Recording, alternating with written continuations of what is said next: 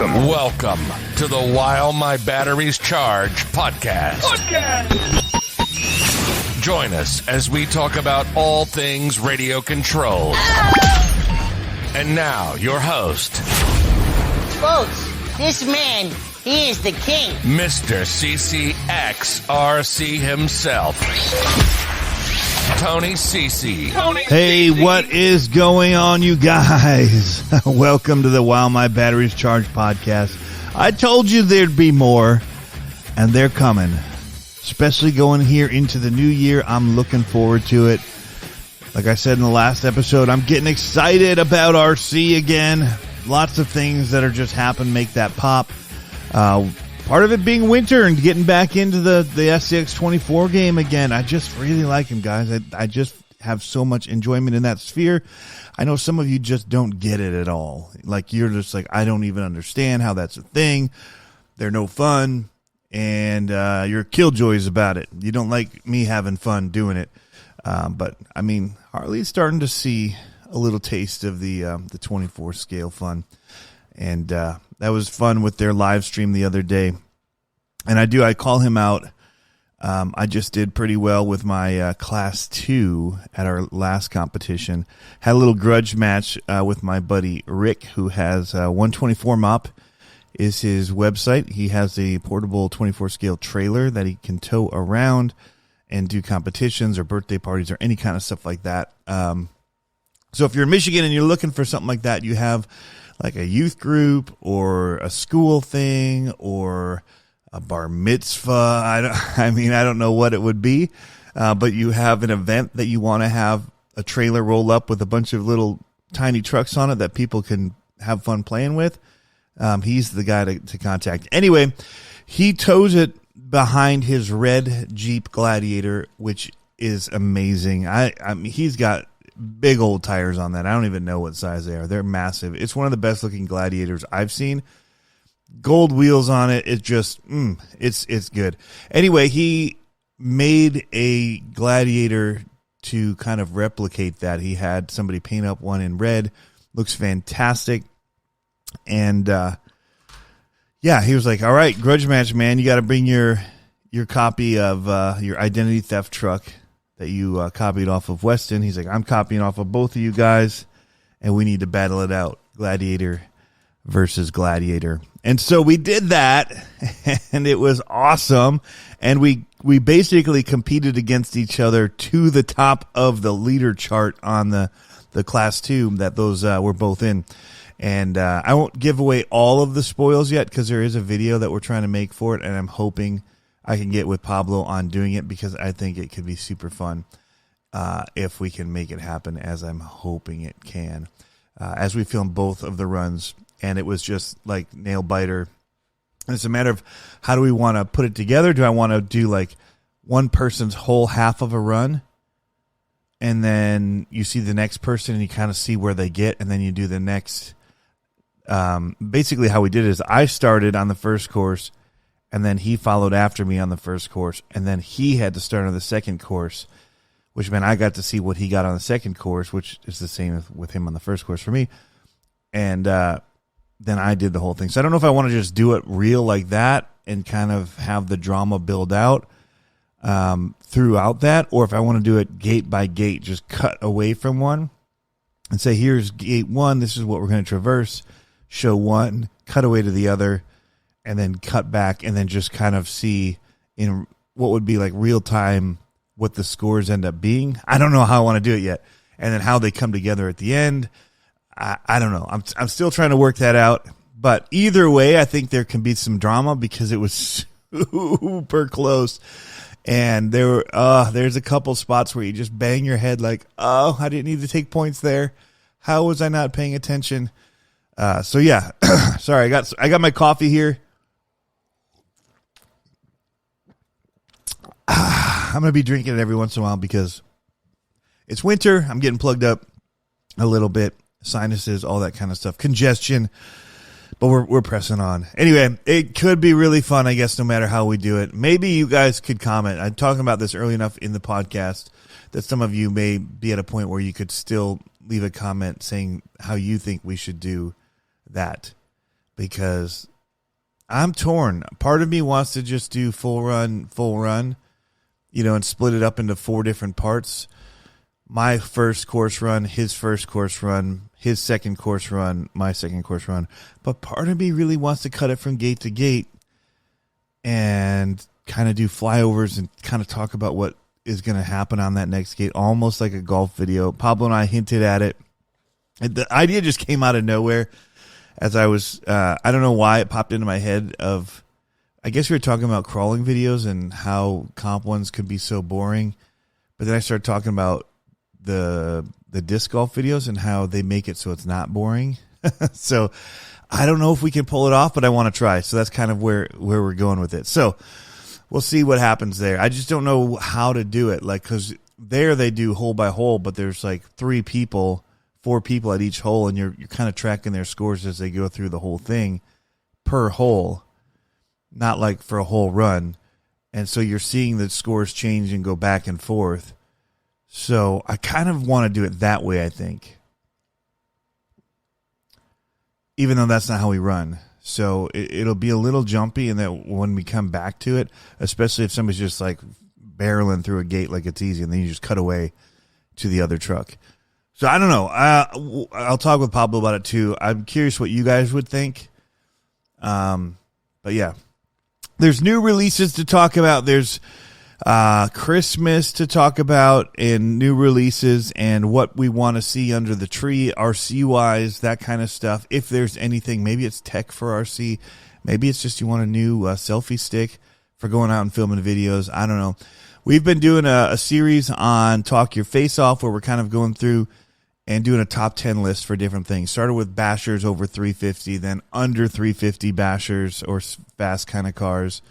These were all ready to run. And then we did, Pablo had to bounce because he was going up to Whistler.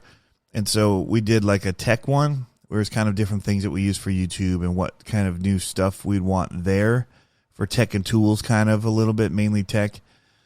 Some of them were tools because it speeds up our tech for videos, makes it faster, like, power drills and stuff to get through a build faster. And then we just did crawlers over 350, and we're going to do under 350 crawlers. So I foresee a lot of mini ones being in this one on my list for sure.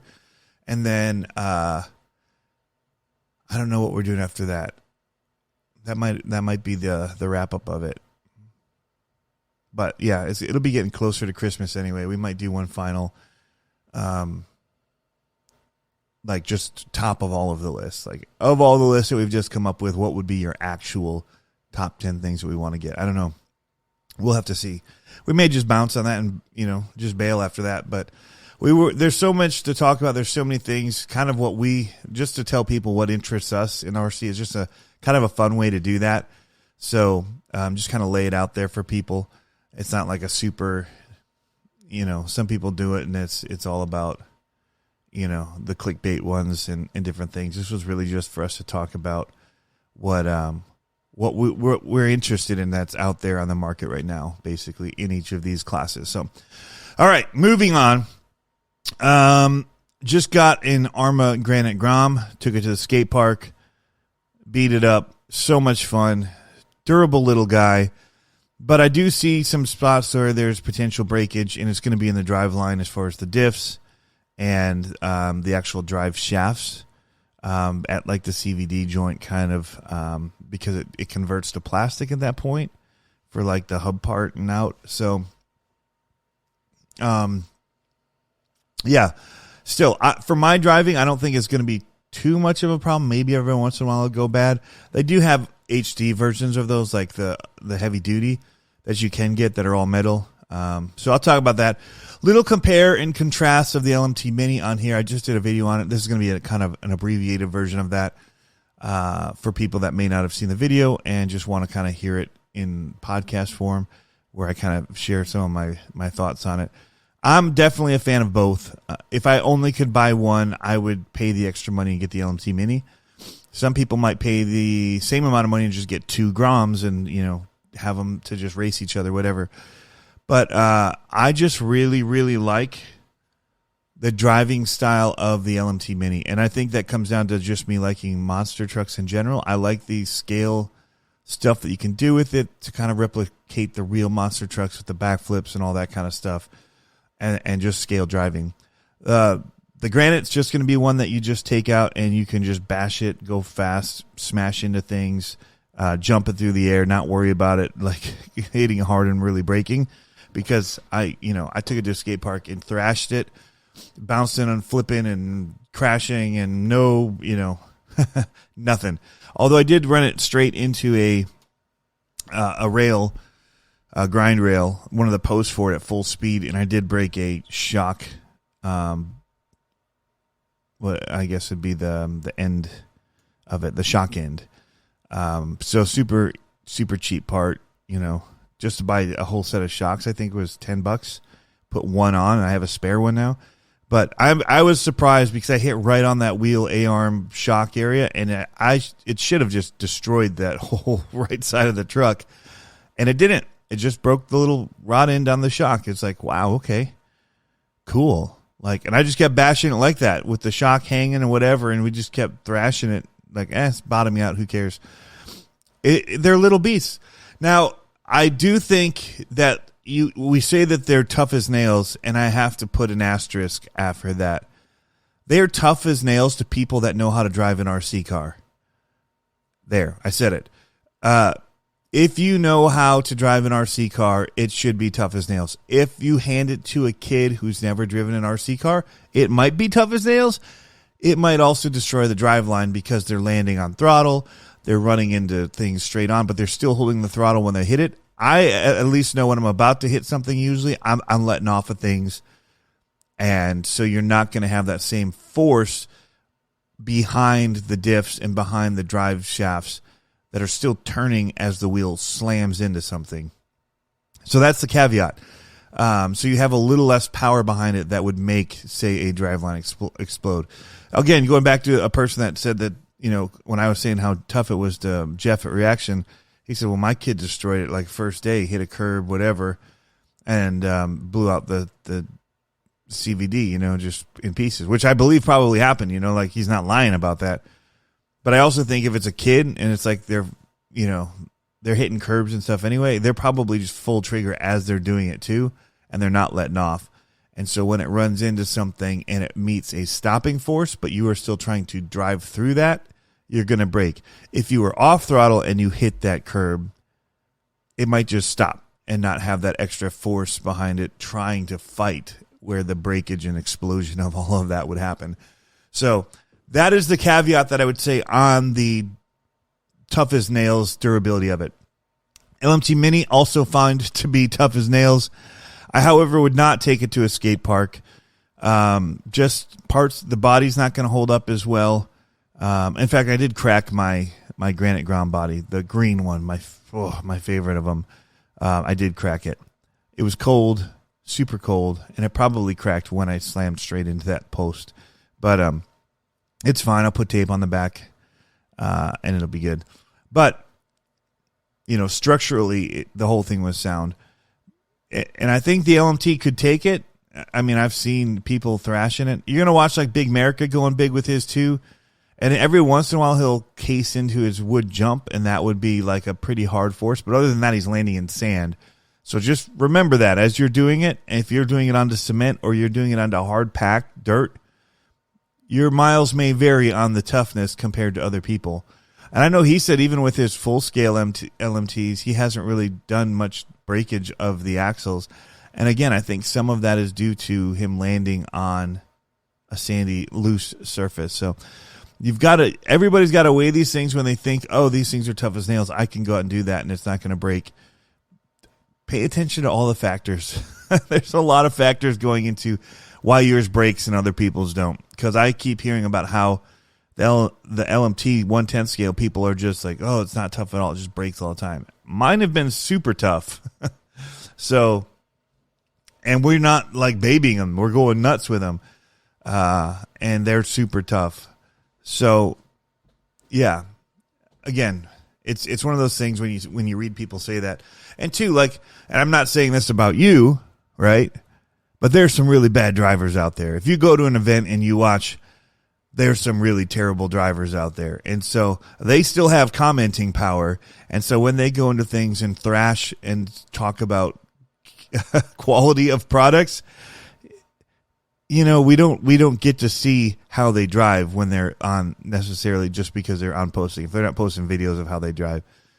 So you have to take everything. It's like when negative people tend to comment more than positive people. I don't know why that is, but whenever you have a bad experience, the first thing you go and do is you tell everybody about it. That doesn't always happen when you have a good experience. If you have an amazing experience, yes. But if you have a good experience and, you know, it's just like, yeah, I like it. You know, it's great. How much else to say? Like, I really enjoy it. Like, cool. But, man, when you have a bad experience, you tell everybody. And there's a lot of those people out there. So, and, you know, I'm one of those guys that I tend to find when I break something why it broke. And and a lot of times I place the blame on myself for how I was driving. Other people don't want to do that. They want to blame the vehicle itself. And we're asking so much of them in the first place. Anyway, back to the Granite Grom. The LMT Mini, Granite Grom and LMT Mini talk. Back to that. I'm kind of tangenting here. I'm getting on a rabbit trail, and I'm going to forget where I was going. The LMT Mini is still, I believe, tough as nails. What they did with the axles, with it being smaller, with it being lighter weight, with not having as heavy of a rotating mass tire, a lot of different things, but still the plastics are kind of same thicknesses and things. It's just going to be more durable. Like it's a more durable truck in the compactness of it. So you could take it to a skate park. Do I think you're going to break if you get a son of a digger, the front grill and the lights are going to pop out and all that kind of stuff? Totally. Immediately. Yes, it's going to happen. So remember that. But so that's why I'm not taking mine there. I want to keep mine in decent enough condition. Like I want to race them. I want to do scale freestyles, and scale meaning they're tiny. So I'm making the jumps tiny for the most part. I'm not trying to send it off of skateboard ramps and see how big I can go with it. Because they'll go big. They're quick and they'll go big if you give it the right jump, or you jump it off of a ledge. Like, so you put a kicker on, say, a loading dock for a semi truck, and then you launch it to the air and onto the ground. Will it survive? I bet it will. Will you tear up your truck landing on the cement and all that? Because the shocks on it are not going to take that kind of impact very well. It's going to bounce. It's going to roll. It's going to do a whole bunch of things. I don't think it'll break, but you're going to tear it up. So they're not. It's especially out of the box. It's bouncy a little bit. I would change up the shock ratios because it does want to kick.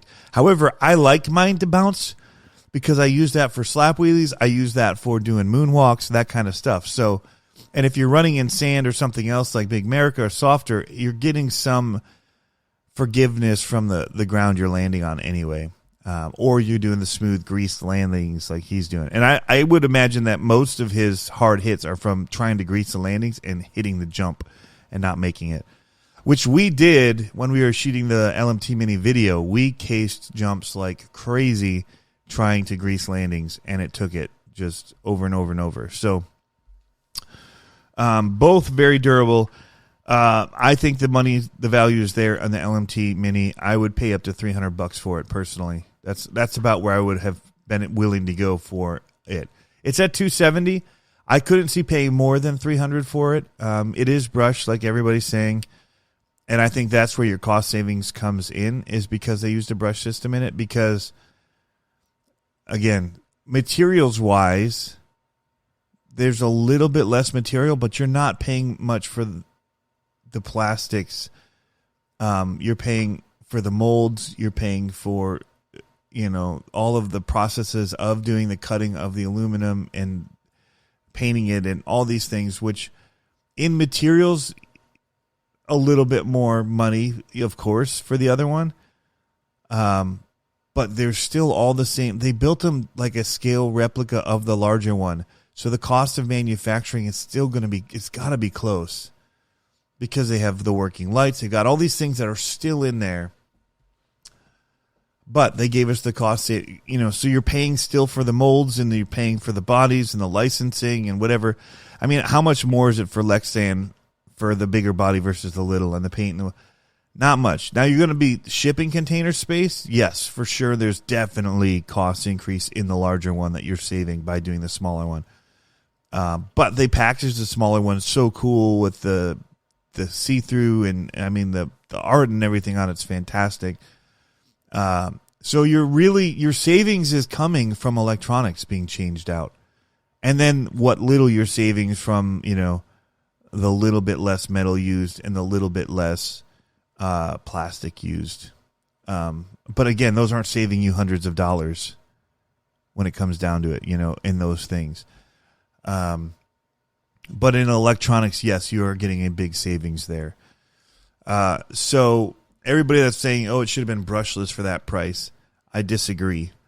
And again, it's not like a buggy. It's not like some of the other things that we're seeing brushless at that price. Those are much simpler build, they don't have all of the cage work and and then the assembling of the cages and all of the the things that go into building each one of these tiny trucks for us. So it's more involved. It's a much more involved RC than other ones in its class.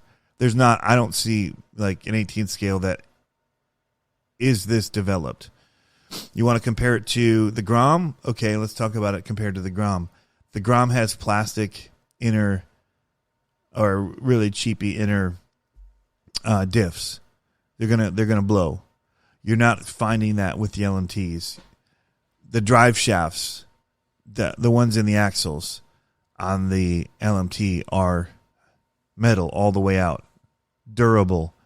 Not so. To buy those upgrade kits for the Grom is about $80 to $90 for the diff replacements and for the heavy duty drive shafts.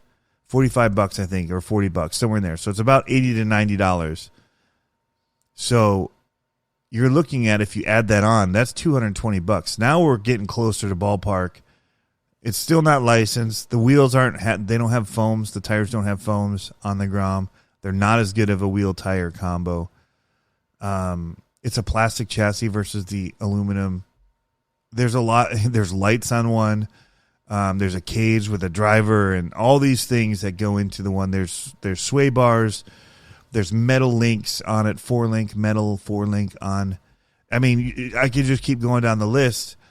And then the tech has got the cush drive system on the center kind of gearbox, all that. So they're not comparable. There's a reason one costs double the other, even though they're both brushed. And there's a different reason for who would buy each one as well, from the basher to the scale driver or the monster truck fan. So, all right. So those are the thoughts on that. Love them both. Drive them for different reasons. However, if I make a racetrack for my LMT Minis, guess what? I'm probably going to race the Groms on them too. We've got two of both, the LMT Minis and two of the Groms, and both of them would be super fun to race on those with my kids. So that'll be happening. In fact, we've already done it. I haven't really posted videos of it, but I have videos of it shot. It's just not super entertaining content, so maybe I'll just post up a few little as shorts or something. I don't know. But we shot it widescreen, so it doesn't work great for shorts.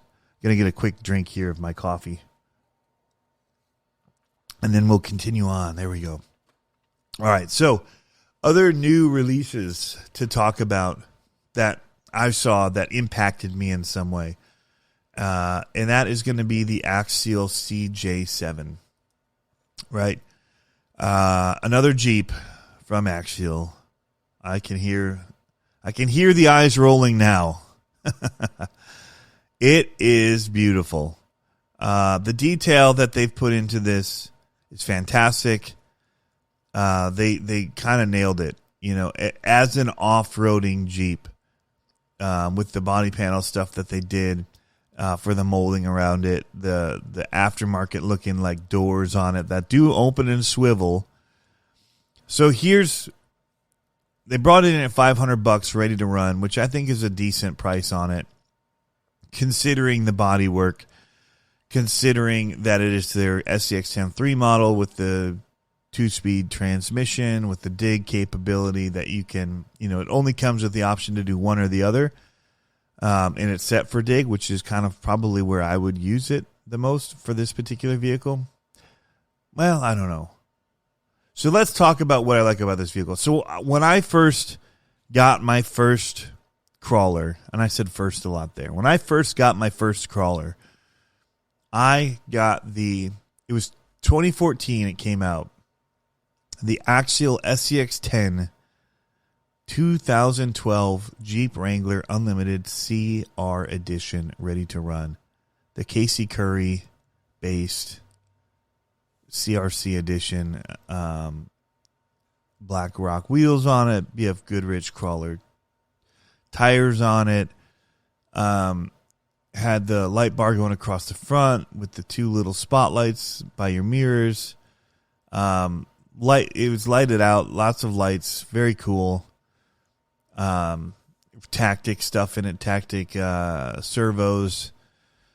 And so they expanded their line. I think it was 2014-ish when it came out. I don't remember when I got mine. I could actually probably, while I'm sitting here, type this in and put CCxRC and see what happens. So 2015, it looks like I've got one. Is that my unboxing? So I got it in 2015. So 8 years ago. So that's what I was guessing was about 8 years ago. Here's the actual video for it. Yeah, 2014. Came out March. I was looking at the RC Driver article for it. So great. Tony Phelan had written the article. Anyway, yeah, that was my first foray into the crawling. I tried the Yeti first. That was a mistake. It wasn't a crawler. Ended up bashing it like crazy and breaking it a lot. Didn't know what I know about RC now. I still blamed myself every time because I was usually doing front flips when I broke it and intentionally trying to do front flips when I'd break it. It didn't have the power to do back flips, but I could front flip it pretty decent when I landed it. And I would break it when I didn't because those axles, yeah. Same issues we were having with the SMT10s. But, yeah, once I found out about beef tubes, all good. All right, so back to this Jeep Wrangler edition. White, little stinger bumper kind of thing on the front of it. Absolutely fantastic. Based on a Rubicon. I drove that thing in water, in creeks, in mud, in snow, everything. It was just fun to go out and drive. And I absolutely loved it. And, man, I still, looking back, those were some of the best times of RCing that I had. And I was hitting the trails. It was my buddy Peter and my buddy Nate. And we'd go out to the Ipswich parks where I would also do the bashing. And we would run crawlers. I would usually show up or stay late to run bashers after we'd crawl as well. But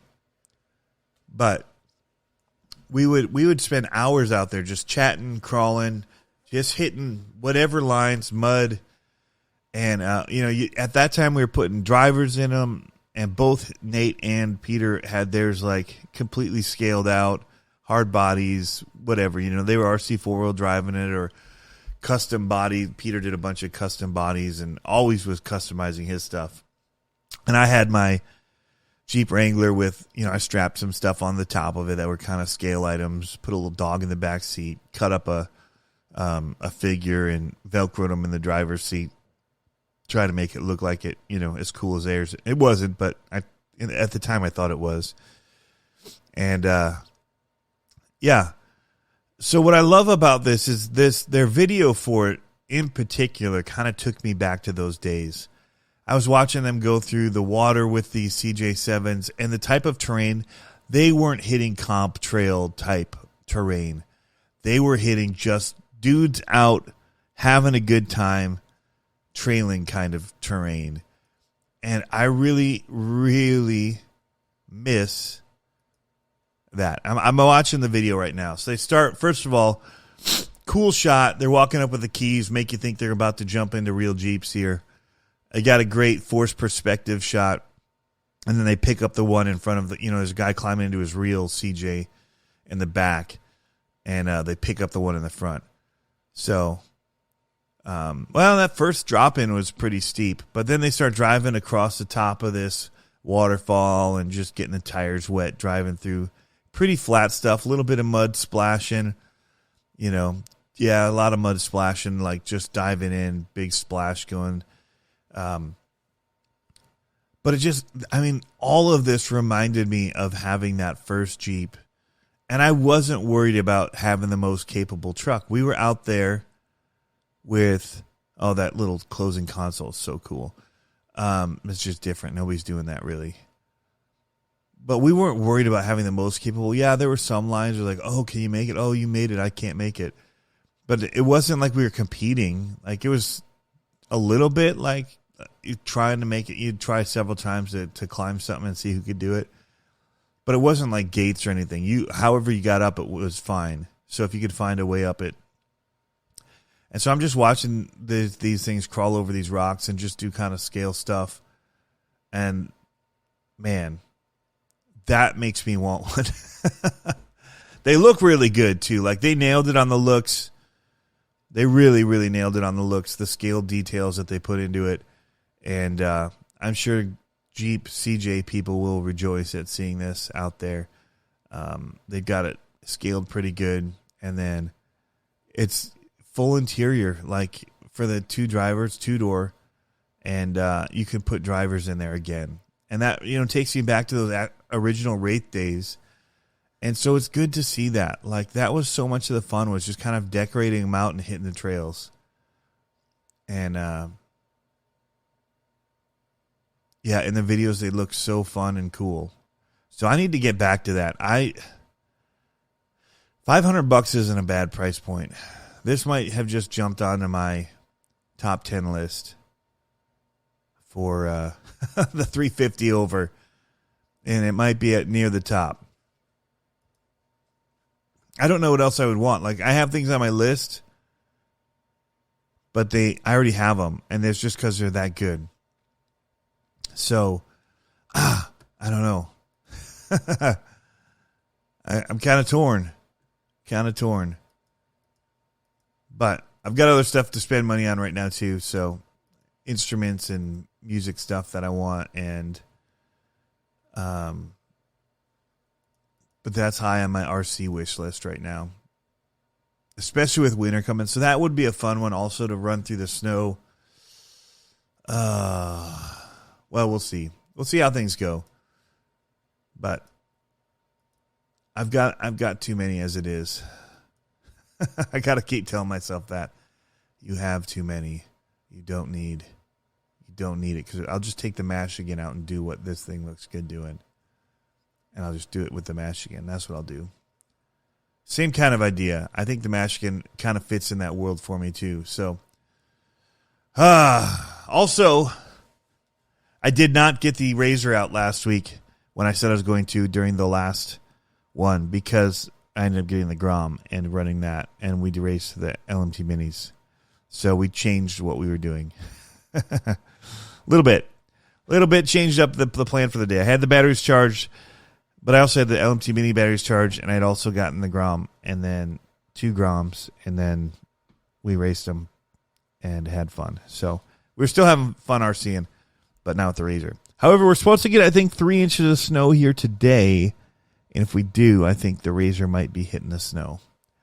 Just saying. That is one that I would like to drive in the snow. All right, so that's kind of where things are like that. These things are getting me excited again. ARRMA did just also drop the 4S line with some upgrades in them. So they put a center diff in them, and it looks like it's a planetary style center diff, like the what is it? The Mojave. However, I think in that lineup of the 4S now, I think the most enticing to me is the Mojave. I don't know why. But yeah, it's about $449 to $469. They're saying for the new Creighton. I don't know which one changes the price or why the price changes. The blue one is $469 for some reason. And the rest of them are $449. I wonder if it comes with a battery or something. Oh, it's because discontinued. And they didn't bother marking it that way. I got it. I see now.